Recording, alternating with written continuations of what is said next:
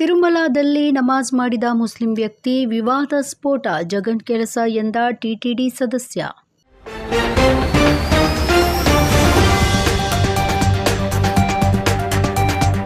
ಹಿಂದೂಗಳ ಖ್ಯಾತ ಪವಿತ್ರ ಧಾರ್ಮಿಕ ಯಾತ್ರಾ ತಾಣ ತಿರುಪತಿಯಲ್ಲಿ ಮುಸ್ಲಿಂ ವ್ಯಕ್ತಿಯೋರ್ವ ಸಾರ್ವಜನಿಕವಾಗಿಯೇ ನಮಾಜ್ ಮಾಡಿರುವ ವಿಡಿಯೋವೊಂದು ವ್ಯಾಪಕವಾಗಿ ವೈರಲ್ ಆಗ್ತಾ ಇದೆ.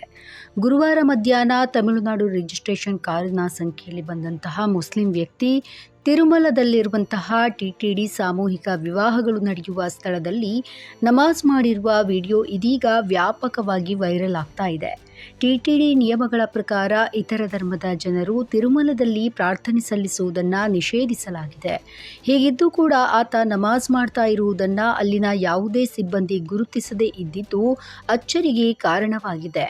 ಮಾತ್ರವಲ್ಲ, ತಿರುಮಲ ಭದ್ರತಾ ವ್ಯವಸ್ಥೆಯ ಕುರಿತು ಹಲವು ಅನುಮಾನಗಳಿಗೆ ಇದು ಎಡೆ ಮಾಡಿಕೊಟ್ಟಿದೆ. ಈ ವಿಷಯ ಮಾಧ್ಯಮಗಳಲ್ಲಿ ಪ್ರಸಾರವಾಗ್ತಾ ಇದ್ದಂತೆ ಎಚ್ಚೆತ್ತಂತಹ ತಿರುಪತಿಯ ಎಸ್ಪಿ ಹರ್ಷವರ್ಧನ್ ರಾಜು ವಿವಾಹ ಸ್ಥಳವನ್ನ ಪರಿಶೀಲನೆ ಮಾಡಿದ್ದಾರೆ. ಭಕ್ತರ ಗುಂಪಿನೊಂದಿಗೆ ತಿರುಮಲಕ್ಕೆ ಬಂದಿದ್ದ ಚಾಲಕ ಭಕ್ತರು ದರ್ಶನಕ್ಕೆ ಹೋದ ನಂತರ ನಮಾಜ್ ಮಾಡಿದ್ದಾನೆ. ಚಾಲಕನ ಕೃತ್ಯ ಸಿಸಿಟಿವಿ ಕ್ಯಾಮೆರಾಗಳಲ್ಲಿ ದಾಖಲಾಗಿದೆ.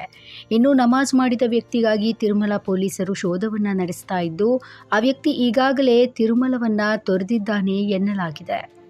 ನಮ್ಮ ಈ ವಿಡಿಯೋ ನಿಮಗೆ ಇಷ್ಟ ಆದಲ್ಲಿ ಲೈಕ್ ಮಾಡಿ, ಶೇರ್ ಮಾಡಿ, ಕಮೆಂಟ್ ಮಾಡಿ ಮತ್ತೆ ಸಬ್ಸ್ಕ್ರೈಬ್ ಮಾಡಿ.